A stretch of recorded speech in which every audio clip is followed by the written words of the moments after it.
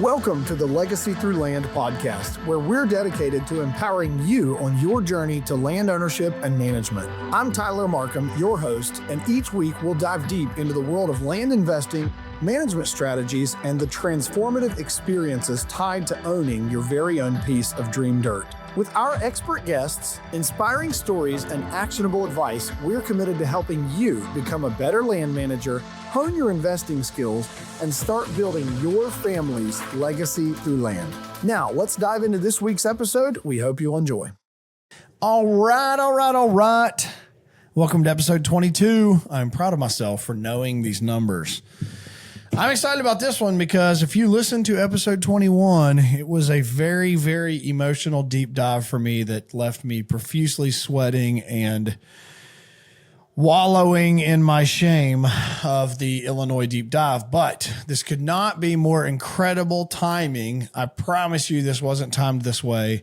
This week's guest is my buddy, Gabe McKinney, who is a chiropractor in West Virginia. Got to know Gabe when I first moved to Charleston, West Virginia, and he's become one of my very, very good friends, incredible person of faith. We've done a lot of hunting together, and it's just really, really good dude that has had some really, really good land stories, land journeys. He's got a beautiful farm he lives on and owns in West Virginia, just bought a farm in Ohio, and I'm going to go ahead and let the cat out of the bag.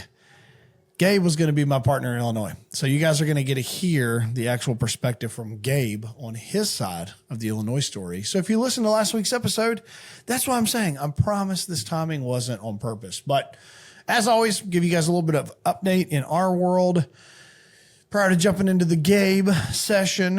Honestly, guys, I'm neck deep in the food plot world, and the weather does not look great. And I kind of said this in July when we had rain every day in July. I said multiple times in my head and to friends that we won't have any rain in August, just watch, or September, and it'll be just like last year. And here we are, almost having the same problem. So a few of my farms have gotten some rain here close to home, has gotten some rain, but most of my southeastern stuff is struggling for rain. We've sold a handful of farms. We've finally sold off our last piece in Meigs County that was part of a bigger farm that we had auctioned in parcels, and got some great buyers on those last two parcels that are selling. So business is kind of normal for us as far as the business side. I've got a lot of really good farms that we're putting out, though. Really good farms. And I'll be transparent. I'll be like open as I can be. There's a bunch of big bucks on our project farms, like a bunch. So I'm not just going to sit here and tell you where every big buck is. Maybe go look at my listings if you're looking for big bucks to hunt this fall. We've got some banger deer on these farms. So, yeah, man, but here's the last thing that I'll say is what we're dealing with as this episode is being recorded is the ever terrible words and the three letters EHD. So if you're a diehard hunter, listen to this. You kind of already know. And southeastern Ohio is getting hit really hard. Athens County being one of the worst. I don't own anything in Athens County right now, but we've got stuff that's close to Athens. But I'm hearing that Athens is the worst. I'm hearing Meigs and northern Meigs has some problems. I'm hearing in Washington, we're seeing a little flare up in Fairfield, seeing it in Guernsey on the map. I mean, there's just lots of areas, but EHD is unfortunately rearing its ugly head. And all we can do is pray for some rain. And I'll just tell you guys, and I'll say it and say it again, that God is the ultimate manager of the deer herd, and what we would call Mother Nature, which is God, is the ultimate manager of the herd. And this really does stink. And if you're in the areas that this is being hit the hardest, it literally stinks because people are finding dead deer everywhere. So I went through it a couple of years on one of my farms. A couple of years ago, I went through it on one of my farms in Jackson, and it's no good. I lost, I think, one of the deer that I was chasing 2 years ago. We called split decision. I lost him to EHD, I believe, because he still had velvet when I found his dead body on my neighbor's farm. So, yeah, it's no fun, but there's really not a ton you can do about it. We've got some stuff that's kind of in the works that not here at Legacy, but we know there's some things in the market that are in the works to make some fixes for EHD and some help. I shouldn't say fixes, some help, some proactive treatment for EHD, but there's just nothing that's a real great fix right now. God is just taking this course on managing the deer herd, and it really is just, it's sad. And we need to pray for rain. That's about it. So other than that, I hope you're getting your food plots in. Hope you got your stands trimmed out. Hope you got your cameras up. If you're hunters, great. If you're not hunters, let's go kill stuff together. I'll teach you. Just message me. Let's jump right into this episode. Gabe McKinney, and you're going to hear the other side of the fence of Illinois. Let's go. All right. Consider your guys' selves the most lucky people in the world. This was the most peculiar timing to have Mr. Gabe McKinney scheduled like months in advance to come on and talk shop with me right after I dropped my Illinois deep dive, very long, detailed episode. But like I said, this is going to be a fun one. I've had Gabe on the schedule for a minute, and he is equally as busy as me. So we've both had to kind of juggle around. It is Sunday evening. We were supposed to do this like throughout the week. We're both farming it up, trying to get stuff in the ground and being dads and having businesses and all that. So here we finally are. Thank you, dude, for being on here. Pleasure. Glad I'm on here. Yeah, man. Yeah, we're going to have some fun with this. So I'm just going to let the cat out of the bag right out of the gate.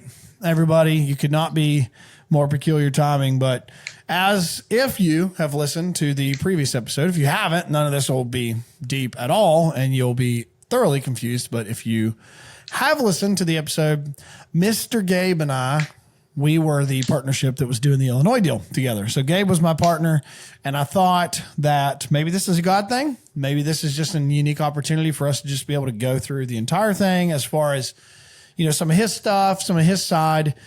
But prior to any of that, like before we even go down that road, I want to make sure you guys get a chance to meet the dude that has been probably one of the guys that I've missed the most since moving to Ohio. I don't regret my decision at all, but Gabe was always the dude I'd go to and get flying elbows and neck cracks and a lot of the wrestling moves you see on TV. We would do those in his chiropractic office. I don't know if all of them are legal, but they worked. They always worked. And he has all these cool gadgets, and he can make you like feel your neck again if you haven't in a while. So I'm going to shut up, dude. Can you tell people who in the world Gabe McKinney is?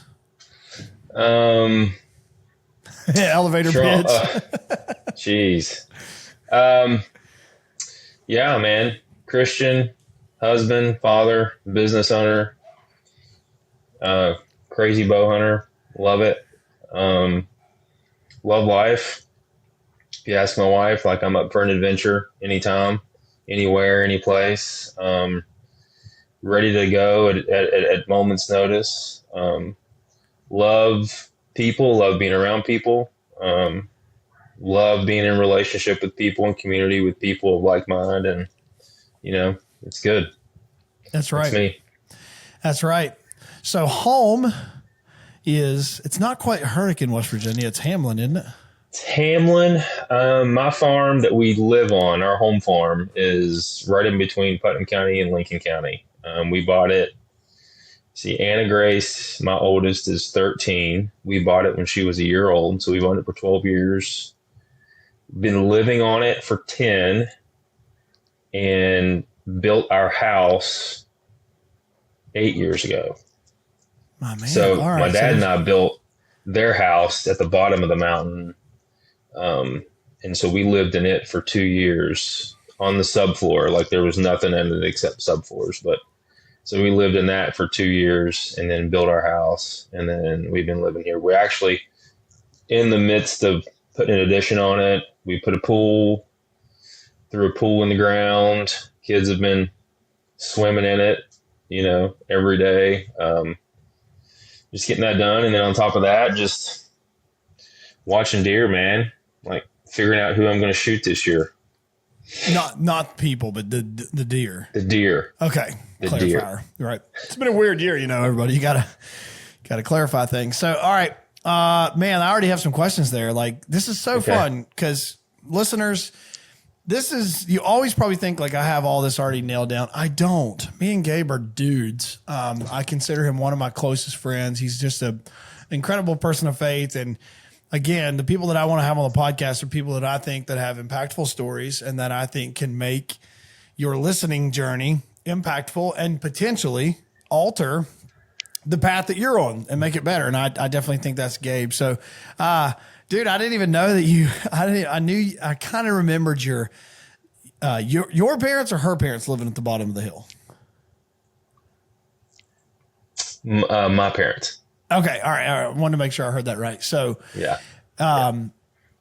Man, living on subfloor. So already there's this trending theme that I know my listeners probably will laugh at me continuing to bring up, but it sounds like a little bit of hard work went into buying your land and having to build phase 1, and then now building phase 2 was your house, and I'm hearing maybe phase 3 is a pool, and there's eternal phases, right?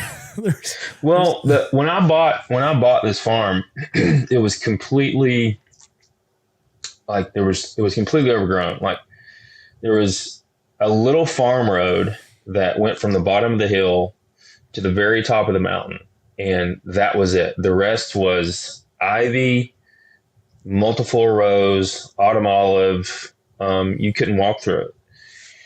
And I grew up on a little farm that my grandparents owned. And when my parents got back from Brazil, we took it over, and that was kind of my childhood: pond fishing, riding bikes, shooting arrows, whatever, climbing barn poles. So I had a great childhood. But when I bought this farm, Dad told me, he said, do one big project a year. Just one bit, like pick one thing and kind of focus on that once a year. That way that you're not getting overwhelmed. You're not going deep into the bank account, getting above your head. And so that's kind of what I did with this farm. And, the first year was obviously I wanted to open it up. There was meadows that needed to be open that was overgrown. There was roads that needed to be fixed, culverts. And so, the first step was just open it back up. And so I've just kind of been doing one big project a year ever since. I want to unpack this. This is what my most fun stuff, doing podcasts, talking to people who own some dirt. So I'm going to force you to hold it for a second. What do you do professionally? I am a doctor of chiropractic, or chiropractor. He's as most people call me. Let me just clear this up, everybody. He's a neck cracker. Okay. He's the dude that cracking necks and cashing checks. Yes. Yeah. That's I always what they say. Snapping necks, cashing checks, but he's really good at it. I've fun fact about Gabe. First time I'd ever been to Gabe, I've seen other chiropractors, but I moved to Charleston, and I don't even remember, Gabe, who recommended you to me. I don't even remember who it was, but somebody did. And I went and saw Gabe, cause I do things to my body that require you to have a good relationship with the chiropractor. So that's why Gabe and I are close, because I am not typically normal human most of my life. And he cracked my ears like straight up out of the gate, never even said a word. We're just small talking. He pulls my ears like harder than ever, like worse than if I was ever in trouble with my mom getting drug out of church.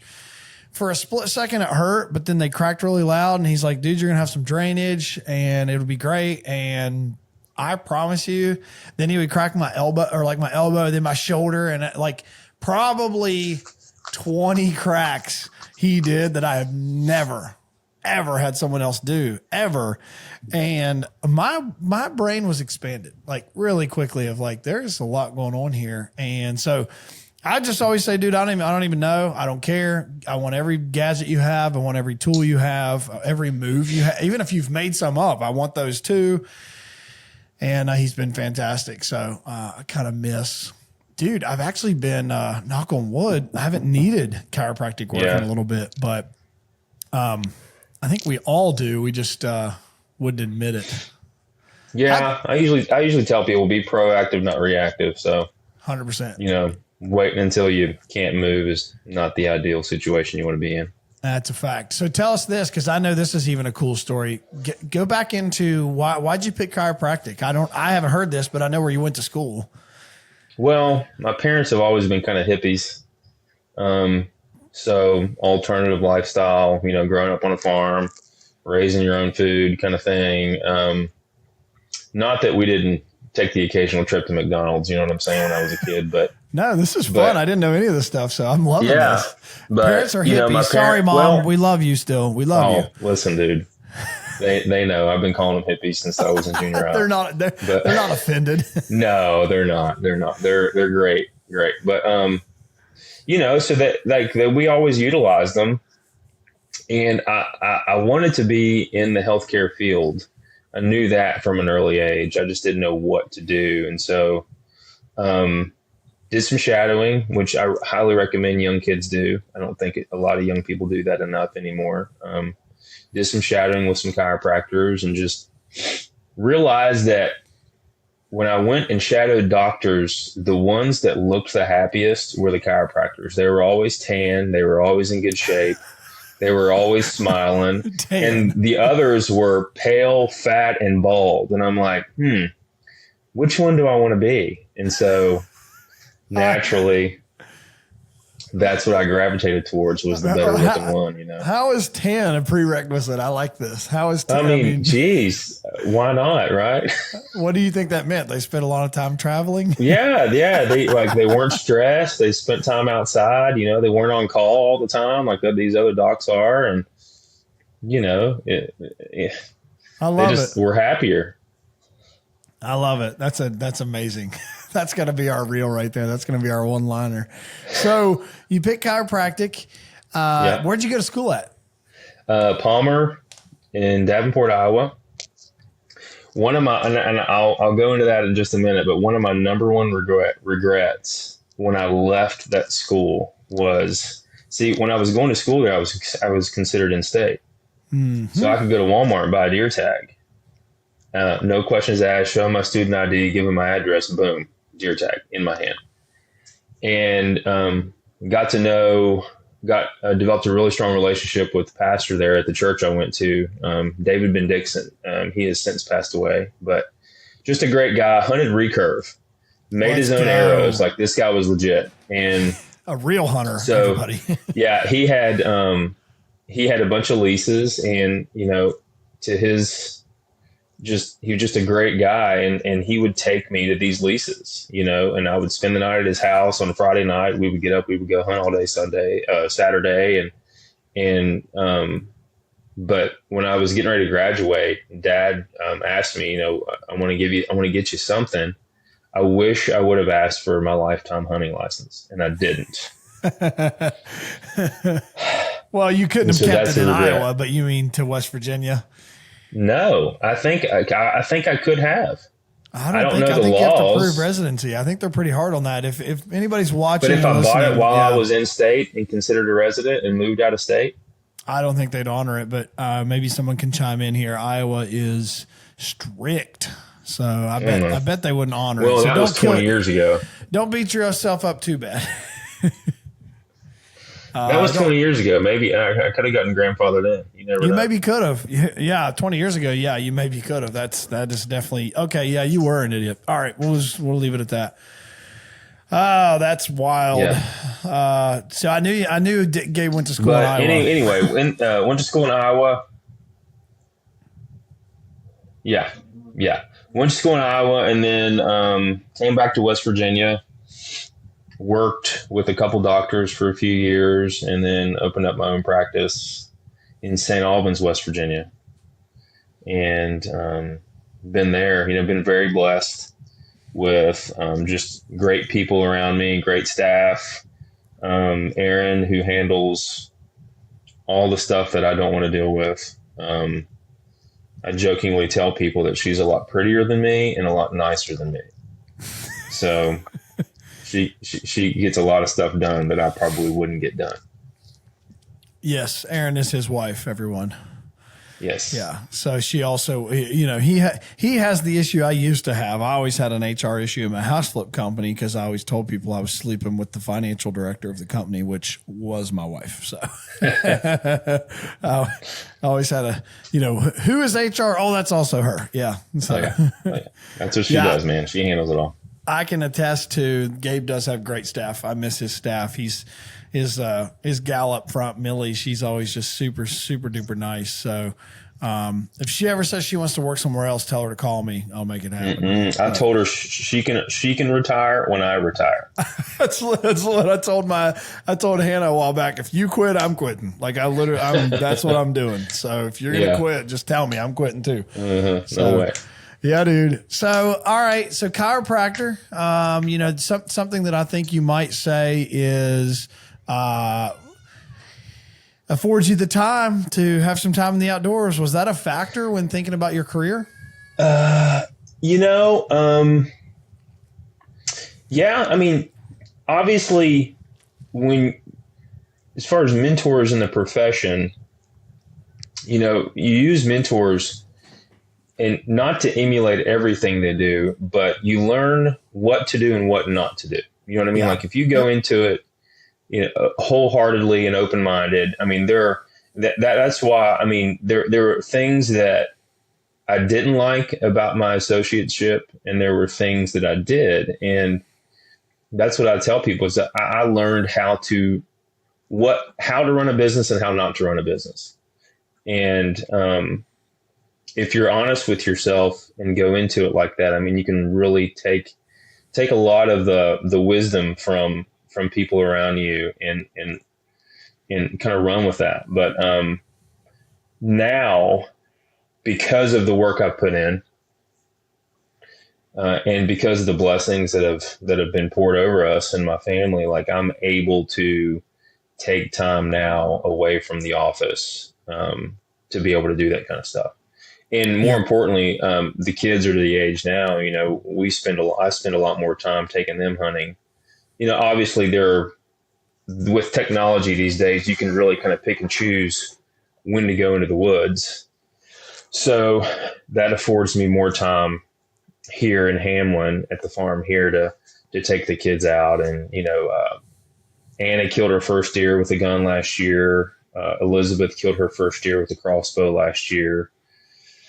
Charlie, surprisingly at 7, was being really picky. He had a little buck he was chasing. We called him Forky. Had a really nice 4-point on one side, and on the left side came up and just forked at the very top. It was a crazy looking rack, but it was very unique. But he held out for that guy and ended up not getting him. So we never really got a shot. But so that's what's nice about having the time now because of the work that was put in on the front side. Yep, for sure. For sure. I heard this said a while back. Gosh, it's probably been more than 5 years ago now, but someone once said to me, experience is the best teacher as long as it's not your own. Mm-hmm. And, and the kind of the play on words there is like, we always think, our own experience is the way to teach yourself, and it is, but you can really fast track yourself if you actually learn and listen from someone else's experience. Experience is the best teacher as long as it's not your own. And so I kind of heard that in what you said on learning how to and how not to run a business. That's it's deep. And I mean, those guys are great guys. I mean, but I'm glad I'm where I'm at now. I reached a point where in my practice that, you can only go so far. And some people are perfectly happy being an associate and not having their own business, and that's fine too. But for me, like there were things that I saw in my future that I couldn't do in that position. Yep. And so with a lot of faith, I mean, it's, I remember opening up the very first day I opened my office, just scared to death. I've got, a little baby. I've got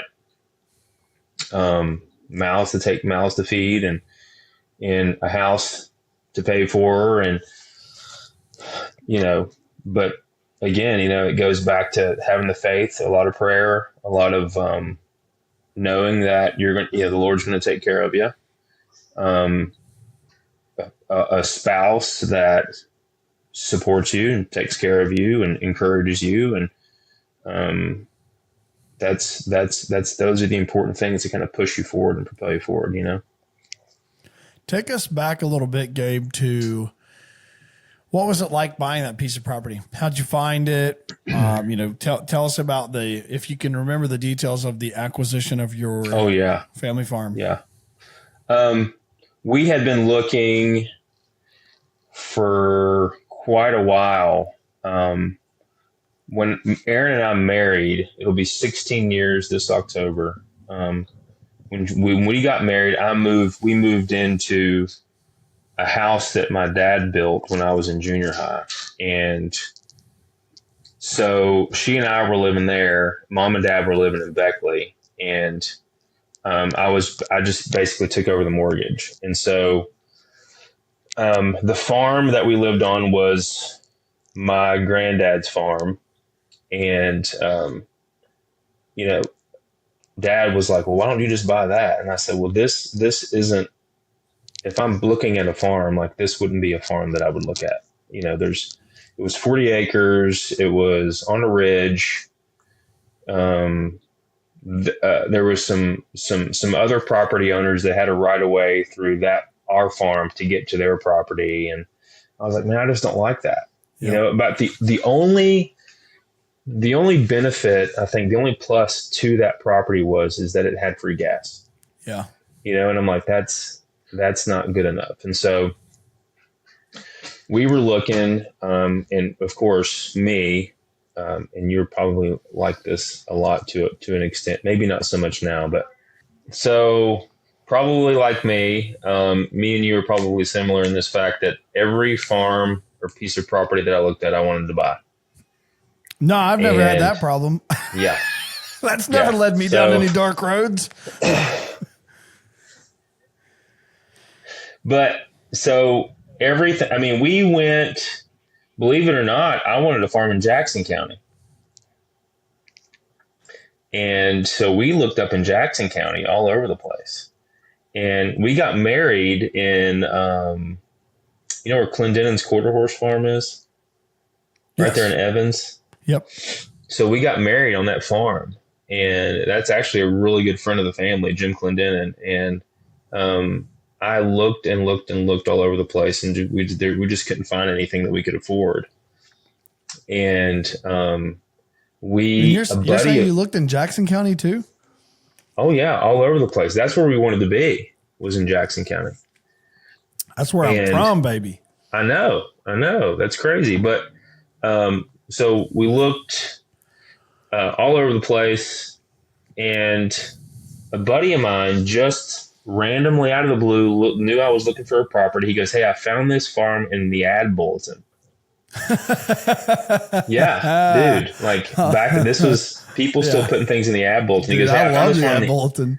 Yeah, he's like, I found this farm. It's 160 acres. It's on Route 34, address is in Hamlin. And he's like, I think you ought to check it out. And we drove down here and just kind of did a drive by and then called the owners. And they just, an old couple, the farm was still in, the husband, it was still in kind of airship. And he and his brother and his sister owned it. And they just got to a point where they were too old to take care of it. And we just walked it several times and brought my four-wheeler down, and he got on their four-wheeler, him and his wife, and they took us up to this meadow on the very top of the mountain. And you've been up here, like that huge oak tree, like right in the middle of the meadow. Like that thing's so old, it's had Indians walk by it, man. Like that's how old that thing is. And we came up to this meadow, and like the grass was tall. It was a beautiful evening, and Aaron, like it took our breath away. And we were like, this is it. Like this is what we need to buy. And so, and the price too, you couldn't beat the price what we paid for it. And so we said, here we go. That's amazing. And that's what we did. Yeah. So to unpack for our listeners here, I love me some ad bulletin. Gabe, you'll love this. ad bulletin for everybody who's listening and might be too old to know, but the ad bulletin, we had another version called the Trader's Guide, but it's just a publication that is a news. It's a newspaper publication that went out once a week, maybe once every 2 weeks, but you could call in. You would literally leave a voicemail, call in, leave a voicemail with your ad. It was the most amazing and hilarious thing. I've done that before. Oh, bro. I've done it, and I bought from that all the time. So what I would do, my grandpa and I literally, when I would go stay with them, before I was old enough to drive, I would get my mom to stop at a gas station on Tuesday because I knew in Ripley that they dropped the new Trader's Guide on Tuesday. So I'd get a warm, fresh Trader's Guide Tuesday, and my grandpa and I would rip that thing apart for ads, looking at stuff. I'd have stuff highlighted. I'd have my own ads in there. Well, here's the other part. Gabe, you probably never did this. You were probably a much better kid than I was, but my friends and I, anytime we would like to pull a prank on each other, we would put each other's dirt bikes in the Trader's Guide for like $500 and the phone number. And just get literally, dude, my buddy Shane put my dirt bike in the Trader's Guide for like $200, and I got like 150 calls. And I guarantee it. So that was the pranks that we would do back then. But this is dating ourselves. Honestly, well, I guess I should say that there's still like things like the Busy Beaver for Amish publication and those kinds of things. So there are still these platforms out there. But yeah, what a time to be alive. So that's awesome. So I got to make sure I understand here. Did you have any ties to Hamlin at all prior to that, or where'd you go to school? Other than I'm from Lincoln County, so that's what I thought. Okay, yeah, so grew up. Very familiar with the town of Hamlin. Went to Duval High School, so we were, I wouldn't say rivals, but they're the next town over, and so we would play them in sports, and we would come over here quite often when I was a kid. They had this little restaurant called the Bobcat in Hamlin, little burger joint. It was very popular for a long time. I think when I was little, you could still go over and get a hot dog or a hamburger, but we mainly went over and got ice cream cones. But the big July 4th celebration, big parade, bluegrass, just like Ripley, what I mean? Yep. Small town America, man. So on 34, this is one of my favorite roads growing up as a kid, is taking Route 34. If we had to go to Hurricane or Barbersville or something like that, we would take this road. And I loved all the bottom land on this road as a kid. I just remember thinking it's so pretty. All these big hay fields. And lo and behold, we ended up buying a farm on it. So it's amazing. That's awesome. I used to race motocross in Hamlin when I was a kid. There was a big hill climb up Big Creek Road. You remember that? Yep, I do. I don't know if you remember, but it was called Air Mountain. There was a motocross track in Milton or in Hamlin. The guy had both. There was one at the Milton Fairgrounds and at Hamlin. The same guy ran them both, but it was called Air Mountain. And I was there. You would race Air Mountain on Friday night and Milton on Saturday night. I mean, it was every weekend. That's what we would do. So it was a good time. Good time. So yeah, that's out there. So that's amazing that out of nowhere, that's how you find it. But again, your buddy said, "Hey, I found this ad," because you were putting the word out there that you were looking, you weren't just sitting back and waiting on something to happen and just waiting. I always like to harp on that ideology. Any of the guests that I bring on, Gabe, like if you go listen to any of these podcasts, every story is predicated on hard work and pitfalls in the journey and try, fail, adjust. Like every great story is predicated with hard work. And I just worry too much that people think that something's just going to come to them if they're just waiting on the Lord on the porch. Like it's just not going to happen. That's not how this works. And I'm not trying to, slight our faith that God asks you to wait on his timing, but he does also call you to take action. And, had you not walked by faith, you would not have opened your mouth to say, we're looking, to then have a friend say, hey, I saw something in the ad bulletin, to then lead you to what has been, you just said, a 13-year journey now. I mean, look at that. Look at that one linchpin moment, in the story of your family. What's it like? And we'll jump off the mountain here. I want to go to some other dirt you've got. What's it like? What do you guys call the mountain up there, or where you live? What do you call it? Or do you have a name? I don't think we really have a name for it. We just call it the farm, the Hamlin farm. Hamlin farm is what we call it. Especially now that we have two. But well, if you're watching on YouTube, comment below. But I think it needs to be McKinney Mountain, dude. I mean, it just sounds. We've thought about naming the road, because our driveway to our house is almost a mile long, and so we thought about maybe putting a name to that, I don't know, I can't remember some of the names. McKinney Mountain Road, bro. I mean, it's not even a question. Like McKinney Farm, McKinney Mountain Road. Yeah, I don't know. Yeah. There's a farm in Illinois that I hunt on, and it's the dude's last name is the road, and I was like, man, that's awesome. And he's like, oh, it only took 110 years to get it, So it's like, multi-generational thing that just cool. So anyways, there's the story of who this is, because we got other meat to get to here, but Gabe's, and he's had some big bucks, by the way, dude. Sidebar together here for a second. Am I wrong? You had a really big buck last year on your Hamlin farm. Yeah, I got him. I sent you a pic, didn't I? Hold up. No, dude. Maybe I'm missing the story here. You got the one. I've been chasing him for 2 years. Yeah. You shot him. I got him last year. Yeah. Bro, I sent you a picture. I sent you a picture. I'm sure you did, but I must have just misjudged that was that deer. You just don't care. I don't. I don't. I was still proverbially mad at him that he was going to mess my life up 6 months in the future. I just knew. So, that's how I get to live however I want it to be. Okay. Yeah, you can. Yeah. But so anyway, let me hit that story real quick. Yeah, man. I would love a good deer story. And by the way, just to frame this, everybody, pun intended, bro, am I wrong? This deer's 160. The year you sent me his pictures the year prior, are we talking about the right deer? This was a late deer to your farm, if I remember correctly. Yeah, like late season. Yeah. You were like, dude, look what showed up. And I was like, bro, you need to. I couldn't get into daylight. So maybe this is like a 3-year journey with him, because he showed up late season, and then I had him all last season. I'm sorry. I had him all 2023 season.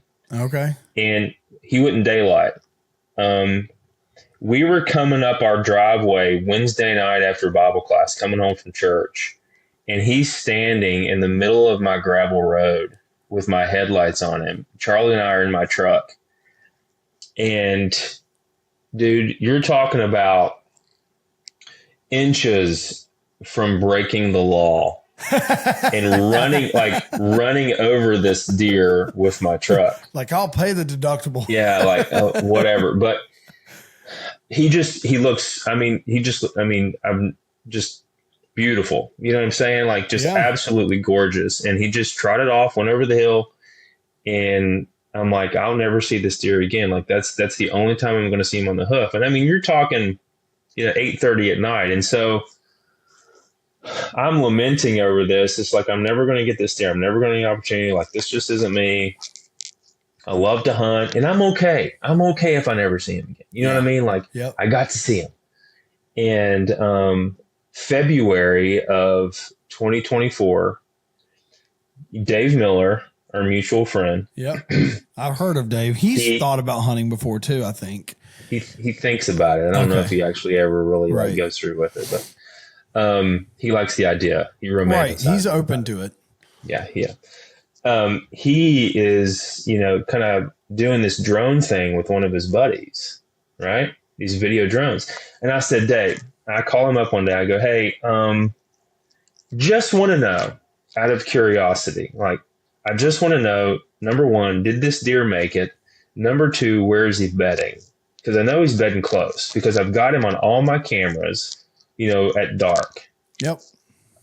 So assuming 23, you see him coming up the driveway. This is February 24. So you didn't ever see him in the season 23, I'm guessing? I saw him on camera. Okay. But never saw him in the stand. Never laid eyes on him other than in my truck coming home from church that night. Copy. Carry on. So February 24. So February 2024, I'm like, hey Dave, can you just like throw me a bone, please?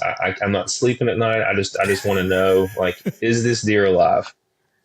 And he said, well, it'll have to be a cloudy day. And so like I was at work, Dave calls me, hey, we're heading to your house. Like, it was snowy, it was overcast.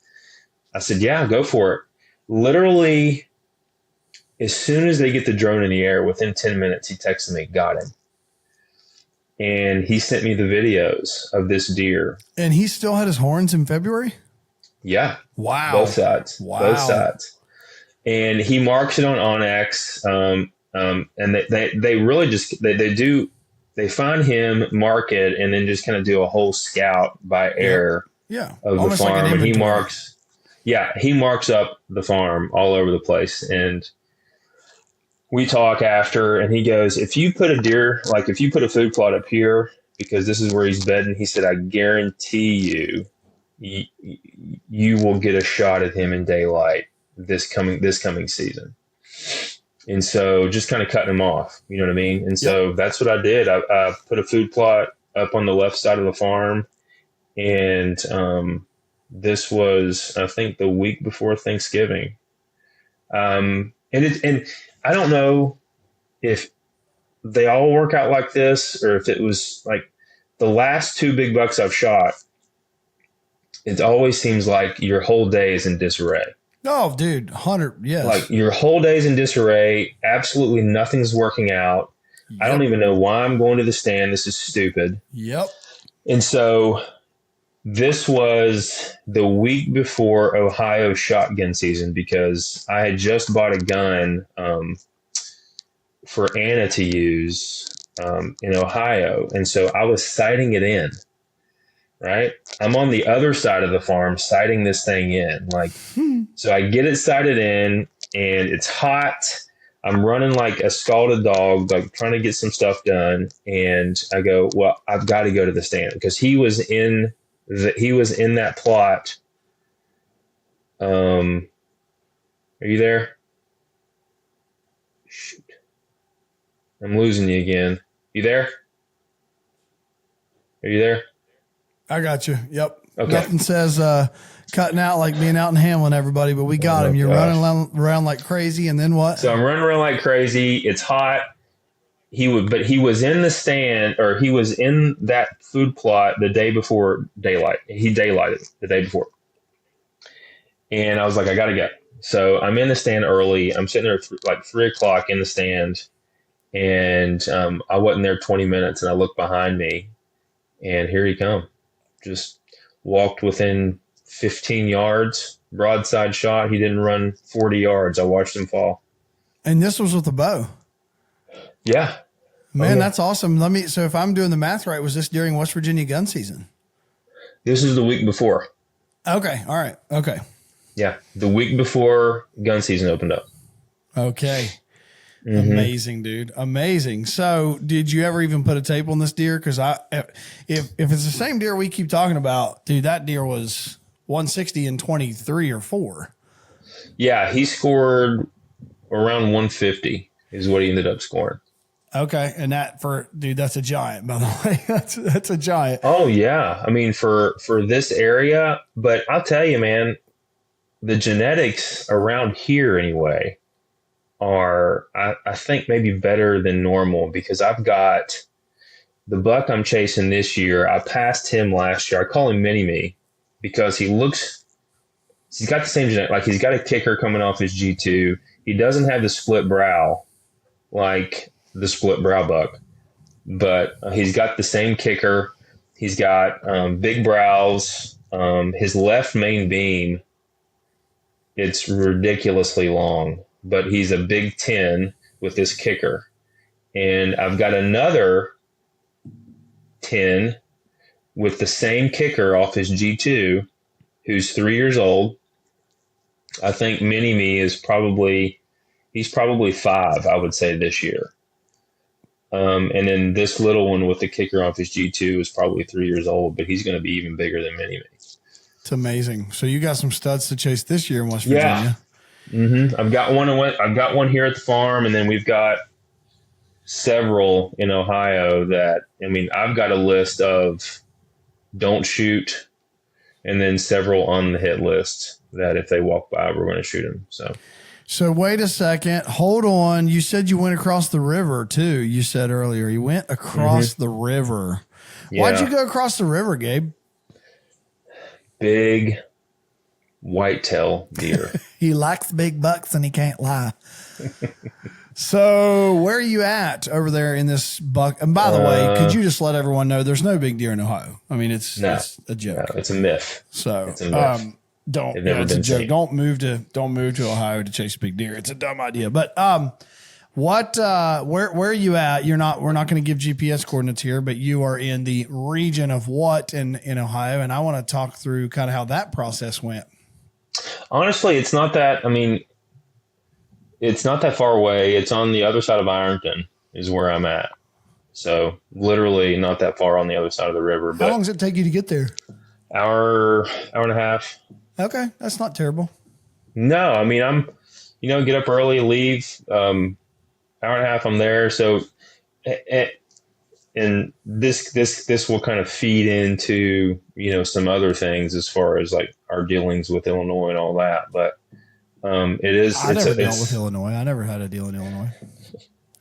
But it's 150 acres. And I don't really want to give too much away, but he's got a sweet spot. I'll tell you, he's got a sweet spot. Yeah, it's a pretty piece of property, man. It's got nice fingers, good bottom land. It's got water. Dave Miller, access. Good access. Dave Miller, our good friend, he turned me on to it. He took me down there when the guy was thinking about selling it, and we walked it one cold, spring day, and it was a really good deal, and it just worked out. You know what I mean? Like things went well in order to get it, and I was looking to invest in a piece of property over there, and and that's kind of how I still look at this property. Like, to me, this piece of property is an investment property. I mean, have no intentions of hanging on to it for forever. You know what I mean? Like, and that's what Aaron and I have talked about. Like, we're going to do this, but like, this isn't going to be one of those farms that gets passed down. Like, this is a farm that we're going to take advantage of it. We're going to respect it. I'm going to leave it better than I found it. You know what I mean? And eventually when it's time to move on, we'll move on from it. So you've been able to buy this property in Ohio. Just from your perspective, Gabe, like Gabe and I talk about this a lot. So I want you guys to get the benefit of hearing some of our windshield time talks. Why land? Why dirt for you? Like, what's your perspective on dirt? I don't think land is a bad investment. Because it's a cliche, but you and I say it all the time, they're not making any more of it. And especially since, and I don't even like to reflect back on this year, but especially since 2020. I call it the plandemic. Oh yeah. Well, I'm not getting into that, but things have seemed to really shift, and things are speeding up, if that makes sense. As it's like the train's moving faster. Yeah, as far as values in things, especially property. And so, you and I have done some investment deals together in the past, and they've turned out great. I've really, it's opened my eyes, you know what I mean, to dealing with property. And so I think that's probably one of the big reasons why we moved in on this farm was the location. Where it sits is a prime spot.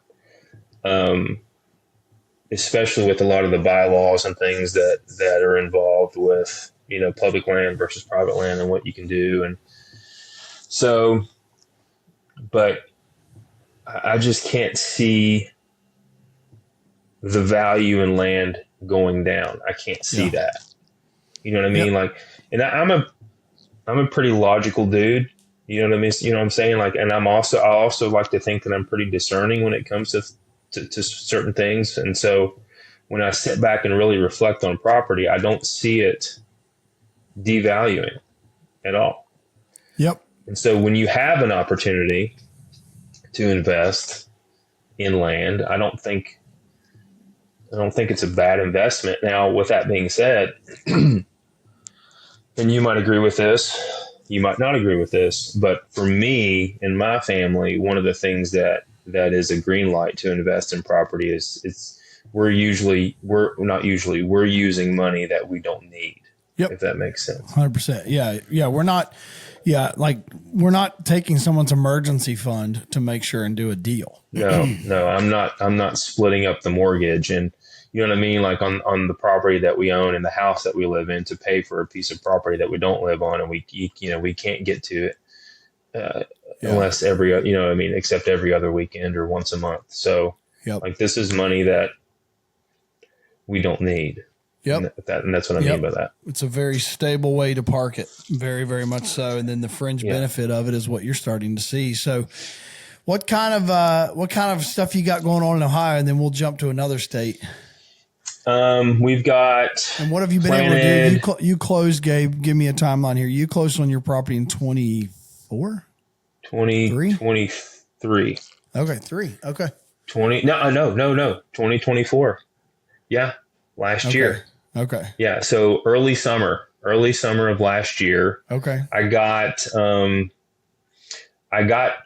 was able to get down there, got some fall plots planted. But of course, the drought we were in last year. Yep. Yeah, but I had some bottom food plots in my bottoms. They probably did okay. Well, there's one I call the Drury plot. Like it was lush, beautiful. They killed it. Just as far as by killing it, I mean they were in it, just murdering it. Yeah. But this year, I've had it a full year now. I've been able to. We planted 6 or 7 acres of corn. Got a big clover plot planted. I'm going to plant another, actually this coming weekend. We sprayed this past weekend a few plots. We're going to get in there and plant some fall plots this coming weekend on it. And then, but yeah, like it's going to pull, like we've got 4 bucks right now that 3 of them are shooters. One is on the do not shoot list, and who knows what it's going to pull in come October from public. You know what I mean? Yep. Like, I don't know. Like it's going to, because that's the only food source around. Yep. Yeah. Yeah. We can't spill all the beans on his, but he's got a unique advantage because there's some things that, Gabe, there's a podcast I'd have you go listen to. I had Wes Delks, the wildlife consultant who came to my farm twice. I had Wes on, and he's part of the Don Higgins consulting, train, however you want to say it. He's part of their group, and Wes is really, really, really, really good dude and a great person of faith. And one thing he said that I think is really speaks to me about your farm is he said that he loves the power of isolation. Number one is like creating the power of isolation, having something different on your property than anyone else around you, or having different structure or whatever, than anyone around you. But for you, the unique advantage that Gabe has is that he's able to supplement, he's able to feed, he's able to do things on his property and pull deer from public land that he borders.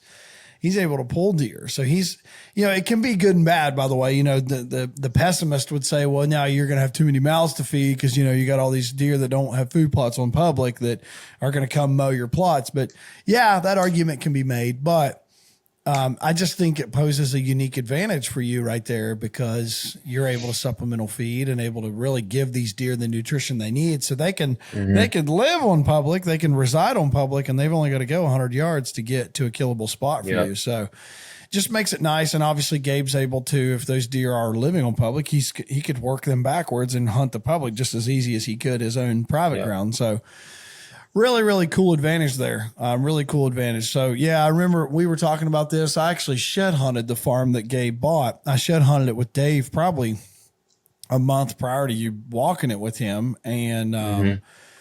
yeah, I remembered it, liked it a lot, liked that guy you bought from. That guy's a really nice guy. So it was an all around good deal. It really was. That was a good deal. And I was happy you got that. That's been a really cool transition to watch. And I've gotten to hear some of the stuff. I know did you get your miscanthus planted that I sold you?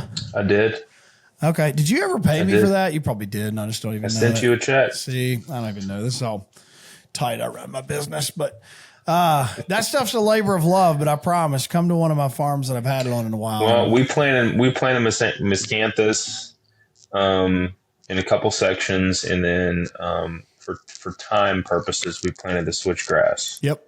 And dude, that stuff is 12 feet high right now. It's insane. Yeah, man. I mean, it is just absolutely amazing. And it'll be even better. You know, you just got to give it some time. Is yours tall but thin this year, I'm guessing? Like, you know, you could still see through it? No. Really? I can't see through it.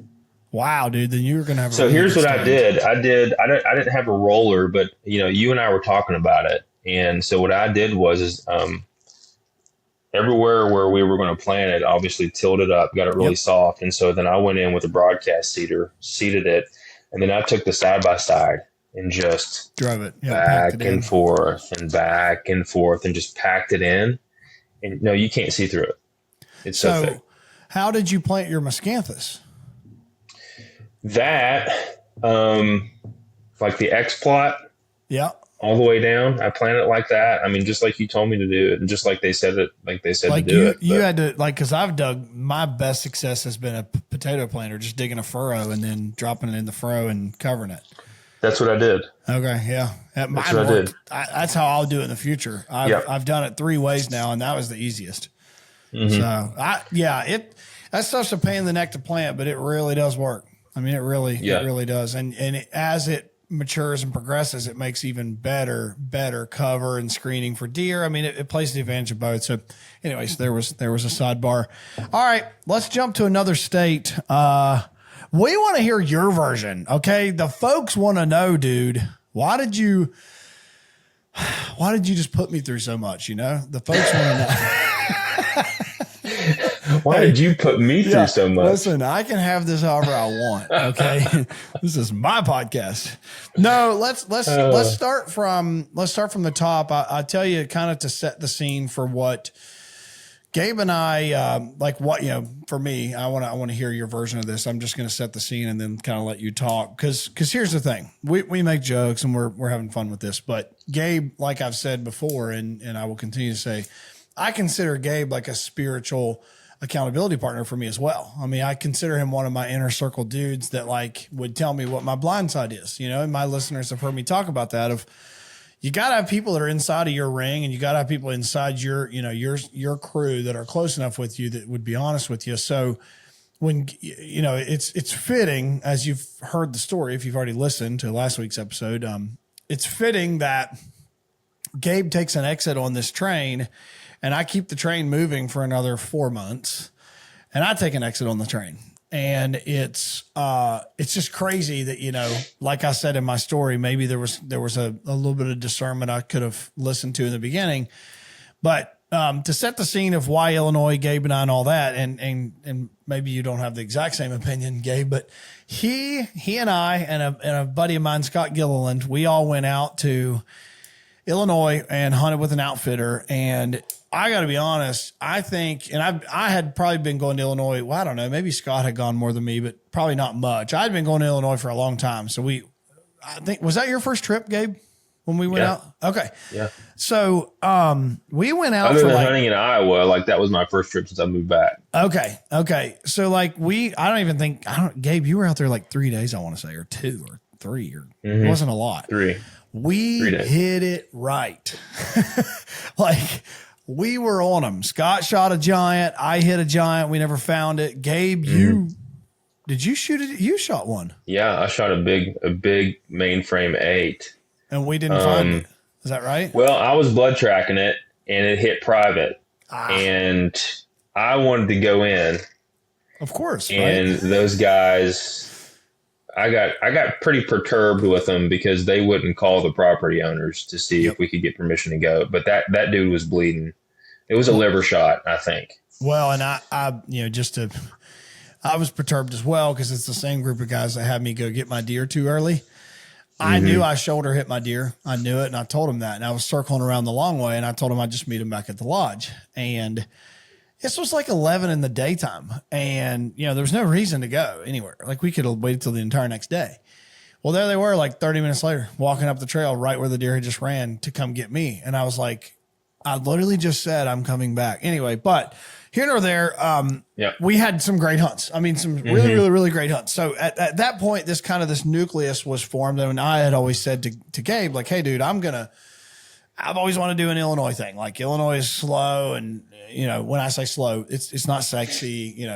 There's nothing life changing about what we're going to do. We're going to buy a piece of dirt, let someone farm it, shoot some deer off of it, hold our money, cash in our chips when we want. Like nothing earth shattering model here. And Gabe always said, yeah, like I'm in, dude. If you find something, let's do it. And so it was always just kind of like let's do it. Like, let's just figure it out. And so as you guys heard in the podcast, if you didn't, go listen to it. This won't make any sense, but this was all an experimental journey. And then as I got something going, that's when I was going to let Gabe know, hey, like, I think I have something. So anyway, Gabe, I'm shutting up. We start to have a deal. Tell me, as if I don't know anything, what was your side of this whole thing? I was excited. I really was. I mean, to be completely honest, I was really excited. Aaron and I had, I want you to be completely honest. There's no holding back here. Unless you're going to say that you hate me and I'm a cotton I mean, super excited. The thought of owning a piece of land in Illinois is very, it's romantic. You know what I'm saying? Like you're in the Midwest, you've got, just from watching all the hunting shows on the Outdoor Channel and, you know what I'm saying? Like as a kid, as a teenager growing up, like that's like, you're just like, wow, that looks amazing. Field of Dreams type stuff. You know what I'm saying? Like just. And would you agree, Gabe, what we have in Ohio is not the Midwest? No, but.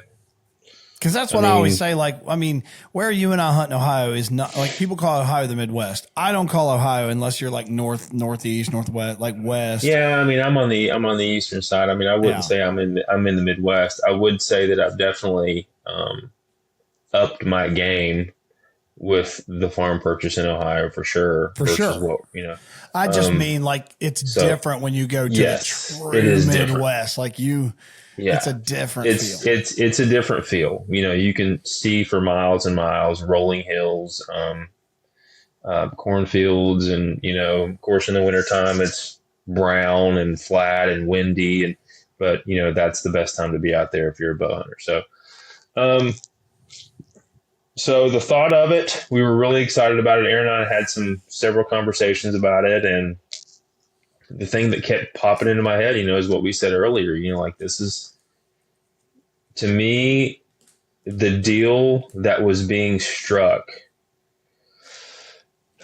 And I talked about it, so, go. Yeah. Go ahead. The deal that was, the deal that was being struck, for a piece of property like that, over 200 acres, farm, tillable, timber, ponds, like you're just like, this is too good to be true kind of situation. You know what I mean? And so, which is why I was wholeheartedly in all the way from the beginning. And then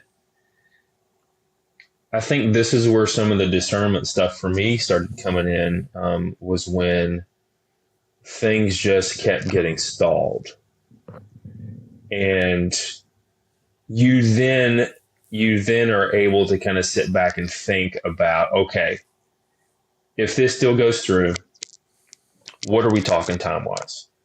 Okay. And a very good friend of mine, him, Nate Hash. Yeah. He heard this saying once, and this has never been more true. What he said is 50 years ago, we had more time than money. Yeah. Now we have more money than time. And so the commodity nowadays is time. That's what it is. And from the very beginning, this was something that I had shared with you was, Tyler, I can't guarantee that I'm going to be able to get over there. You know what I mean? Like, I can't guarantee that if I invest in this property, that when it comes time to plant food plots, fall plots, I can't promise you I'm going to be able to come. When it comes time to hang sets, I can't promise you I'm going to be able to come. And of course, you know, you're reassured. It's okay. It's okay. It's okay. It's okay. And the more I had time to sit back and think about it, it's hard for me to get an hour and a half away to a farm that I own in Ohio. Yeah. Let alone get to a farm that I own 8 hours away. Yep. And for me, and you're like me in this sense, in that, you know, if I'm a hands-on guy. Yep.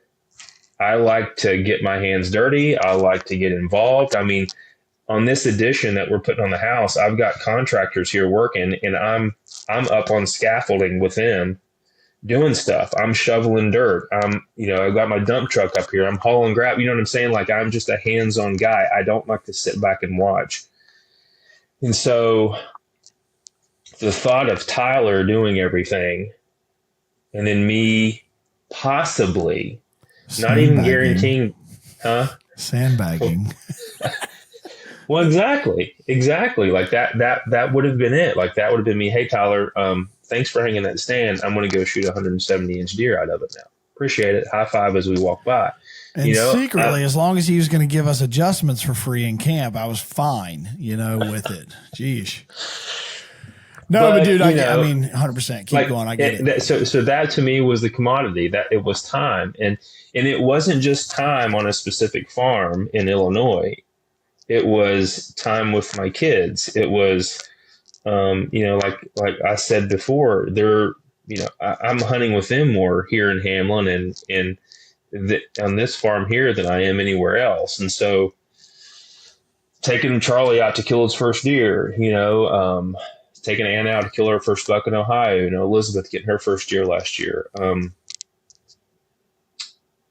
To me, that was time better spent, if that makes sense. Yep. And it's no ill intent towards you or towards the Illinois farm. Sure. And the conversation that we had that Saturday morning, whenever we talked, it wasn't an easy conversation to have. And you know that. Yep. But it was a conversation, regardless, that had to have taken place in order for me to just be completely honest with you. And you can ask Aaron, like, I really lamented over that conversation that had to take place.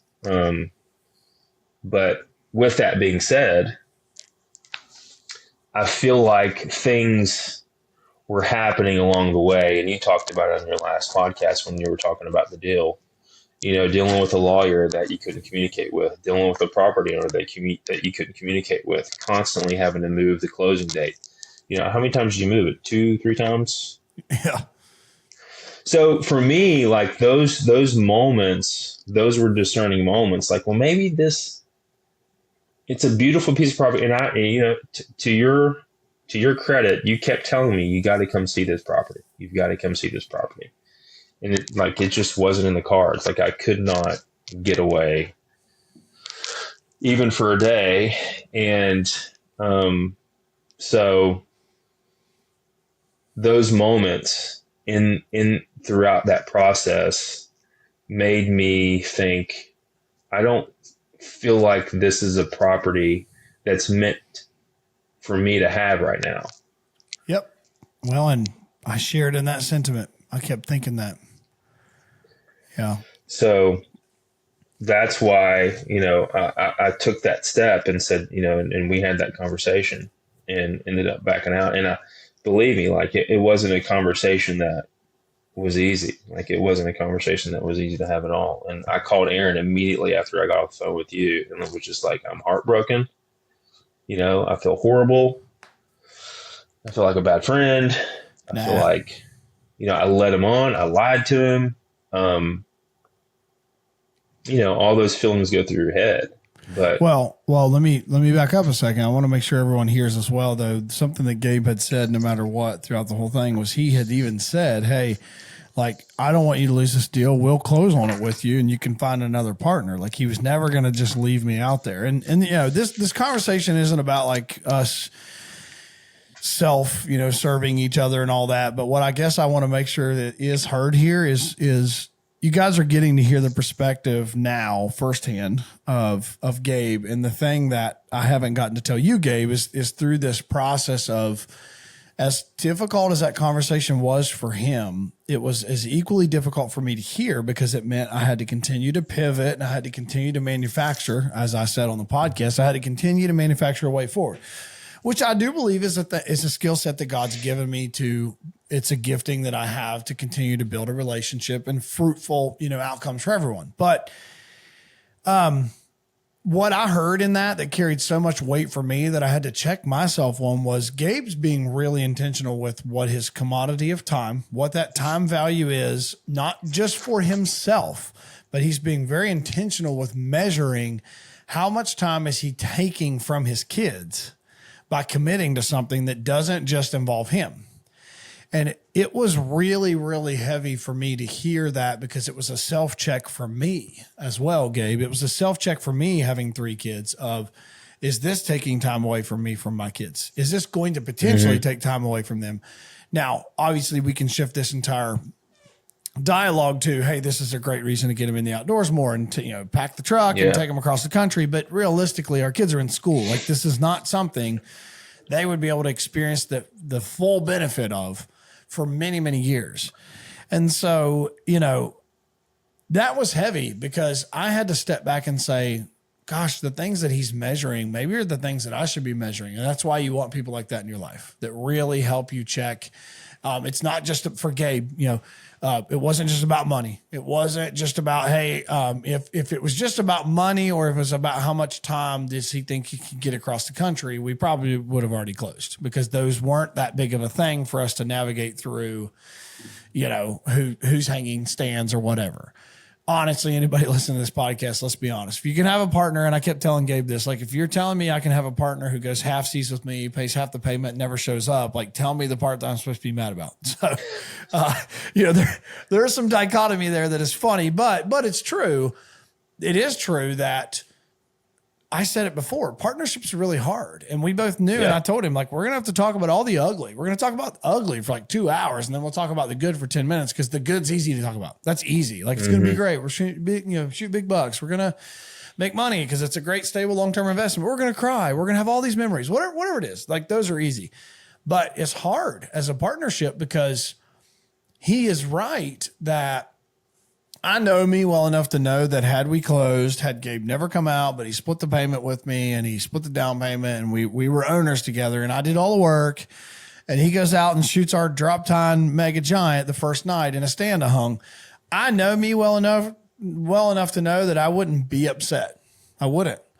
But I also know that that's how, like, those kinds of seeds of doubt and how you start to inadvertently measure, like, well, who's doing all the work? And I've seen it. Okay, I've seen it firsthand in other people's partnerships, like you said earlier. And I think I told you this in our conversation. Like, I would much rather have you as a friend and a guy that we hooked up occasionally and went out to the Midwest to hunt, versus a partner that owned property and then us not have that friendship. Right. For me, I would rather not have this deal, but have a friendship. Yep. Amen. You know what I'm saying? And that's, honestly, you guys have, listened to the podcast. I already believe and said, and I told Gabe offline, and I think he believes as well, this deal still could be our deal. It can still be our deal in the future. I believe so. And I believe it could, but at the same time, I've seen so many things work out in my life. And I know you have too, Tyler, that something else works out that's even better. Yeah. And you can't imagine until you can. I mean, and that's just how God works. Saying. He won't show you the whole picture. You have no idea. And I've seen it time and time again in my own life. Like, just with the spouse I married. Yep. Dating a woman, you think you're in love, it ends, you're heartbroken. How can life go on? Boom, here's your wife. Oh my gosh, this couldn't be any better. Yep. You know what I mean? Like, Yep. you have kids, and then, and so what if I would have taken a different turn? What are the ripple effects from that decision that's being made? 100%. Or the butterfly effect, you know what I'm saying? And so, like, to me, what's going to be the ripple effect from you and I both discerning this property isn't right? As beautiful as it is, and as emotionally invested as I was, I'm still able to turn away and say, Lord, this is not what you want for me right now. Yep. And I think he was saying this the whole time, Gabe. Like, I don't want you to carry all that weight. I think he was saying this the whole time. Gabe just listens better. So, because Gabe said multiple times, he's like, hey man, do you think it's a sign that like you can't talk to the seller much? And I was like, well, and to give this guy some credit, he's just an older dude and he doesn't communicate a lot. He just doesn't care. And it was never like felt as disinterest from him, but the type of deal structure, like Gabe mentioned, and if you listen to the podcast, it was a unique deal structure. We were going to be very intrinsically involved, entrenched with the guy for 5 years. And by the way, like, with the right seller, I'd still take that deal tomorrow. Like, I'd still take that deal tomorrow because it's, with the market the way it is, that deal was amazing. Yeah. So I would take that in a minute. It's just that it wasn't a rinse and repeat walk away. We were going to be, intertwined for that note period where he was going to act as a lender and as basically a member of the lease, if you want to call it that way. He was going to be a member of the hunting grounds or the hunt club, however you want to say it. So, man, to kind of put a bow on things here, you've done a lot of land journeying. You've been super blessed, and I know God has really blessed you, and I know you know that. I know you do. Gabe's always the first guy I know to give credit to God for all the things that he's got, all the things that he has been blessed with. So, dude, like, if you had and I don't know if anyone's ever asked you this, so these are always fun questions to ask, but if you could tell your 20-year-old self back in that early journey, because by the way, Gabe, 16-year anniversary for Molly and I was August, so you guys we're on the same run here. So in 2009, when you got married, and you would have been, how old would you have been then? 20. I got married late. I was 29 when I got married. Okay. So yeah, see, he's ancient. Gabe's like, now, you're 45. Yeah. Ancient. So, do you have a stock in a Jazzy or anything? Anyways, never mind. So backing up, Gabe, what would you like truly, if you could tell your 20-year-old self? And I heard this song the other day that if Russell Dickerson wants to be a sponsor of this podcast, we will have it. But he has a song called 16 Me. You should listen to it. Yeah. It's really good. He just talks about himself now, saying, if I could tell my 16-year-old me now what I am, he'd be proud. And I'm posing the question to you on all this land journeying you've done, and this business building, and this faith journey, and this family, and all this stuff. What would you tell your, early kid self back then? What would you do different, or what would you not do different? What comes to mind? Oh my goodness. I know I didn't even give him any time before. Aaron and I we were talking about this whole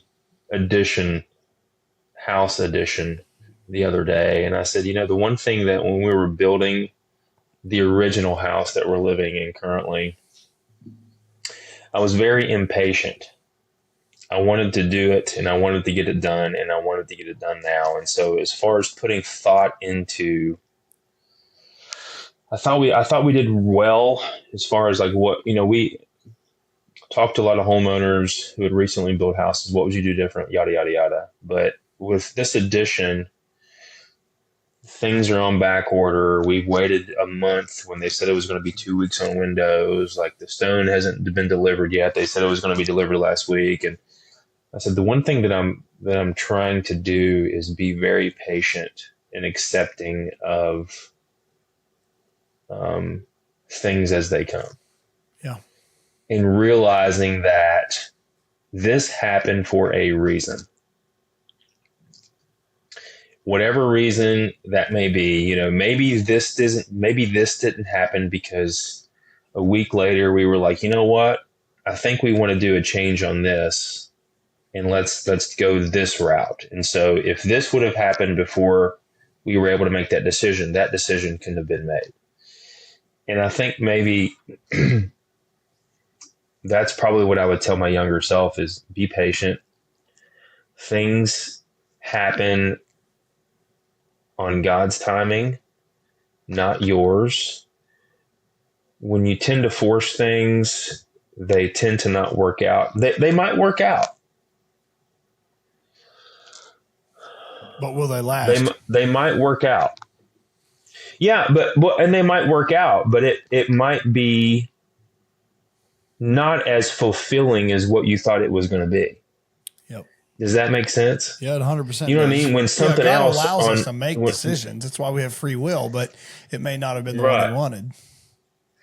Which is why I think this land deal, like in Illinois, like it could have still worked out, but I felt like it was being forced. If that makes sense. And dude, like if it worked out, I know what it would feel like now for me because, like I said in the podcast, I've bought a property we're going to build our home on. I'm out cleaning today. I mean, I've got an in-ground pool I'm going to be pumping out in the next couple of weeks. I got a barn I'm going to build. Well, that's what, yeah. And so, yeah, we talked a while back, and I said, how'd it go? And you're like, oh man, like you're never going to believe this. It didn't work out, but Molly and I just bought a piece of property that's going to be my forever home. And I said, and I remember thinking like, I remember asking you, do you think that's a God thing? And you said, oh, absolutely. I know it was. And so, but I'm still hurt about the Illinois thing, but right. But now that the dust has settled, I would hope that, and I'm sure you do, like this is what was supposed to happen. Yeah, man. Yeah. And I'll tell you just, so you can sleep easy tonight. I probably paid a smidge more for this 15 acres than you did your 160, but So there's a saying on, have you ever seen the movie Crossfire Trail? It's got Tom Selleck in it. Oh, it's a great Western. Anyway, so there's this young guy on there and he's young. Okay. And then there's this old guy. Remember the Quaker Oats guy? Yeah. Remember the Quaker Oats guy with big mustache and glasses? Yeah. Okay. So he's on this movie and he's sitting there talking to this young guy, and this young guy is just running and gunning. He's fired up. He's hot. He's temperamental. And the old guy looks at him and goes, son, slow down. You'll have a more harmonious outcome. And to me, like that is a sign of maturity. Yeah. Being able to step back in the moment and truly look at the big picture. So being able to slow down and think, is this what we've been praying for? Is this what is supposed, you know what I mean? Like, is this the road that I'm being led down? Yep. And I think you and I both agree, maybe that road will be taken one of these days. Yep. But it definitely wasn't supposed to happen now, I don't think. Yep. Wasn't the right timing. Yeah. So you're supposed to tell your 20-year-old self to go buy dirt sooner, but we heard it. Well, if I had a flexible income at 20 years old, money that I didn't need at 20, I probably would have. But yeah. I didn't have two nickels to rub together at 20 years old. Oh, I know. Well, you see all these funny jokes out there like, man, I was too busy being an emo in a rock band when I should have been buying real estate. Like, how would we have known this stuff, But yeah, well, dude. The one thing we're setting up, I think, for our kids is definitely a better start than what we had. For sure. But I'm telling you, I wouldn't change the path that I've gone down for anything because of the wisdom that it's brought, because of the connection that it's brought to Aaron and I, with our family, with our kids, the relationship, the community that we've got. Like, I wouldn't change it for anything. So. Yeah, dude. Yep. I feel that for sure. For sure. I feel that. So, how do people get a hold of you? How do people get a hold of the Gabe McKinney if they want to talk to him, or they want to get their neck cracked, or they've got it? And actually, you know, we've played jokes here, but I'm telling you guys, Gabe's the best chiropractor I've ever been to. So if you are within, you know, a 2-hour drive of him, he's worth seeing, in my opinion. Yep. St. Albans, West Virginia, McKinney Family Chiropractic. MFC, right baby. MFC. 722 back, 304-722 back. We've got a Facebook page, McKinney Family Chiropractic. I think Instagram as well. You can get on there and follow us if you want. But a rare thing in these days, but I take walk-ins. So if you want to call the office and just come in that day, or if you just want to show up and I'll see you. You can't schedule when you're going to hurt your back. So usually if I know I'm, you know, back in the old days when I was still plowing with a 2-row plow, usually if that was on like a Tuesday, I'd see Gabe on a Wednesday. So after watching the plows all day on a tractor. So yeah. Well, I know. Yeah. Sitting on a tractor. That's what I've been doing today is, I've been brush hogging here at the farm in Hamlin. So just trying to get on my fall mowing done. Yep.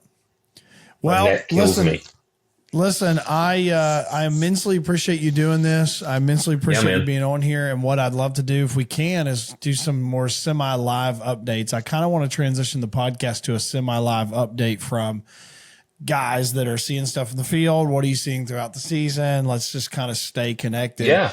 I think that'd be a fun exercise here, because that's really all that we all want to talk about in September, October, November. December is how's the season going? What you seeing? What you doing? And have you had success? Have you not? Etc. But if you're cool with that, I'd like to have you on, and we'll hear about your West Virginia and Ohio journeys. Yeah, hopefully I'll have some pics to maybe flash up on the screen too. Let's do it. Well, you guys heard it, I would say first, but you heard it second now, first and second. You've heard it from Mr. Gabe. Dude, I appreciate you being on here. And if you guys have enjoyed this episode, share it with somebody you know. Like, comment, subscribe, follow, I don't know, notification bell, like whatever, all the cool stuff. This was episode 22 of the Legacy Through Land podcast. You know, we'll see you next week. Peace.